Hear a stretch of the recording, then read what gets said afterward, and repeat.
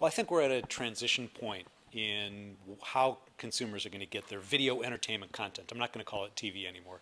And up to this point, the DVR has been the main alternative to linear television, and it continues to be that.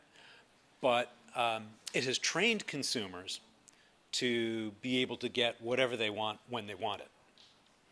Now, as online sources come along, that raises the bar.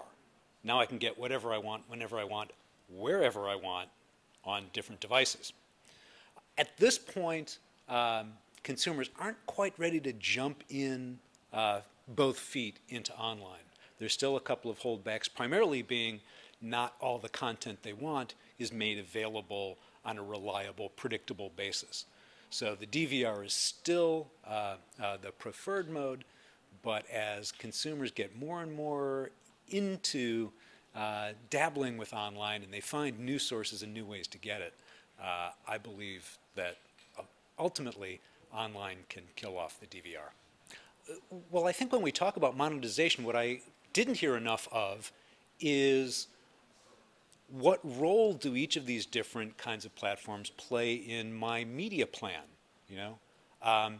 Everyone seems to automatically jump to, I want to have that 30-second big impact TV spot, and how do I get that onto my mobile screen? That's just not realistic. It's not really possible. As I was listening to some of the conversation, I thought, mobile is the new radio. If you go back to the pre-internet days, TV, and I think still is, core of your media plan, and it's the foundation on which you build everything else, but you always have to add to it. In those days, radio was the way, how do you reach people when they're away from home? How do you reach them at different times of day than prime time or what have you?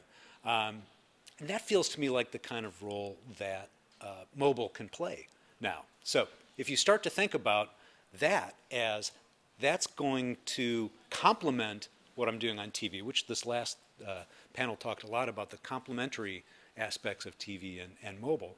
I think you think very differently about what message am I trying to get in there? Does it need to be even 15 seconds long? Can those 6-second Instagram type things be sufficient to deliver the kind of reminder that I want to deliver in this particular context? So I think we need to think more intelligently about the whole marketing and media mix as we think about these individual new tools.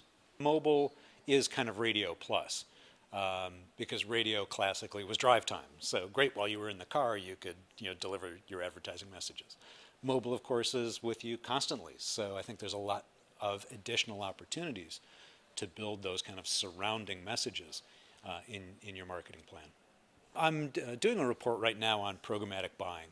I'm about halfway into my research now, and it's pretty clear that it is happening. I mean, there's so much talk about it. My first question was, is this just more talk, or is something really happening? And we're still, there's so many things we're in a transition around these days, but we're at an inflection point where I would say, up to this point, the publishers, having seen what happened in programmatic and display, were like, oh, I'm not going near that if it's going to undercut my CPMs.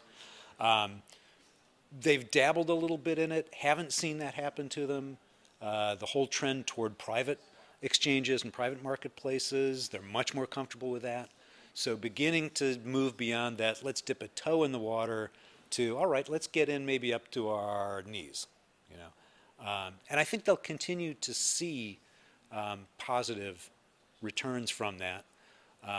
And we're also in this point where there's a little bit of push from the publishers. I'm going to push more of my content in there, my ad avails in there, and there's a lot of pull from the advertisers going, man, this is the way I want to buy.